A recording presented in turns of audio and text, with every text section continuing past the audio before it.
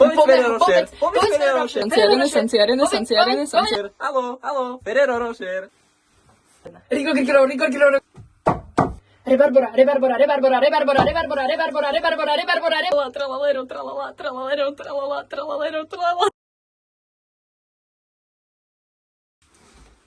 Strč prs, krk, strč prs, krk. Ferrero Rocher. Povedz.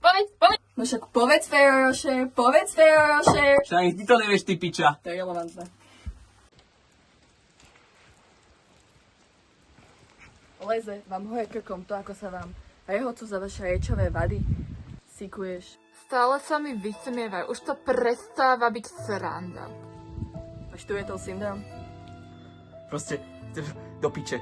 Lukáš Vala mi povedal, že kurva, strašne super tábor, že budú na mňa super kokoti deti. Strašne popiči, že to bude. A kurva. Strašné to bolo. Pojebaný kokot. Hlúpy. Zlý tábor. Ráčkuješ. Gehocu sa mi, že neviem rozprávať.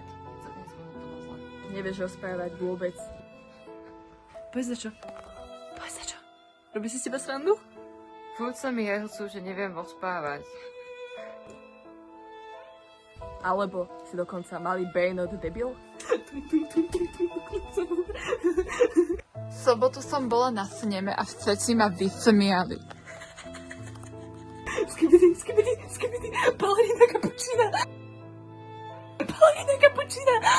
Rozprávate tak, že vám nerozumie ani váš vlastný rodič?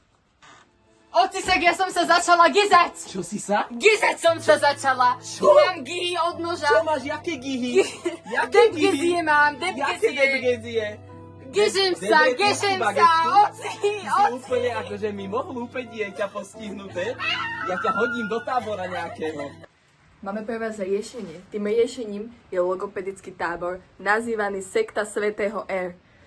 Prihláste sa, deti, a rodičia, prihláste svoje deti, nech sa naučia konečne poriadne rozprávať. Pred raňajkami im každé ráno dávame rozcvičku. Tak, rozpážime ruky, roztiahneme nohy a rozcvičujeme sa. A raz,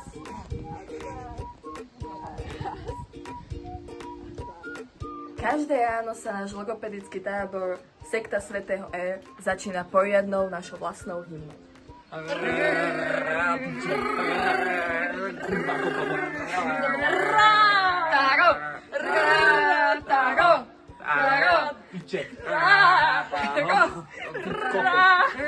Raňajky začíname raketníkovým čajom, taktiež párkami brožku a cereáliami.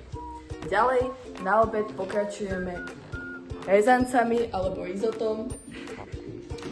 K tomu máme rebarborový čaj a na večeru pokračujeme rezňami. Kajeme si v gauce v tanieri. Do piče. Tento kečup je strašne kurva dobrý. Ak si to deti naozaj zaslúžia, tak im na obed, na dezert dáme Ferrero Rocher.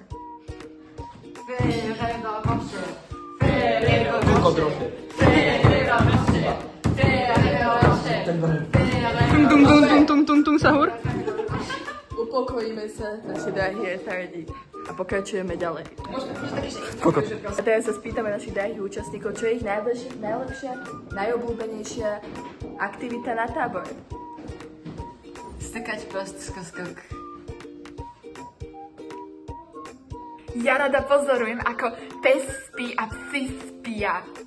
Najradšej som, keď Lukáš Vala, proste sprchujem sa, potom Lukáš Vala a sme tam a ja som v sprche a Vinco a potom proste, jak mám to mydlo, ono padne a Lukáš Vala a tam sme a proste on tam je a my tam sme spolu a Lukáš Vala a kokot a proste neviem. Čo máš ty rada? Kokot, kurva. No, piče. Ona sa gezala kokot. Každý večer ukončujeme špeciálnou modlitbou pre retardované deti.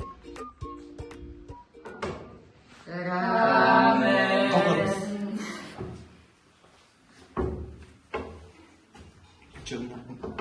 A povedz si, deti, za čo sa modlíte? Aby sme sa naučili rozprávať. Aby sme vedeli správne hovoriť. Za čo sa modlíš? Pičo. Ja sa modlím za kokot. Aby som nemal kokoty v hube a rozprávať kokot. Ako vidíte, aj tieto deti si zaslúžia pozornosť. Ide o to, že štatistiky ukazujú, že na táboroch sa šikanuje za rečové vady o 50% viac a na indiánskom tábore o 100% viac. Na našom tábore sme naozaj profesionáli. Verte mi, ja naučím vaše deti rozprávať. Moje dieťa. Ja tomu neverím, ale ono už dokáže rozprávať. Ono bolo tak hlúpe a postihnuté, ja som ani nevedel, čo chce jesť. Ono 6 dní a 8 nocí nejedlo, len kvôli tomu, že chcelo nejaké fejrochel. Čo to je? Čo to je? Tento tábor mi zmenil život.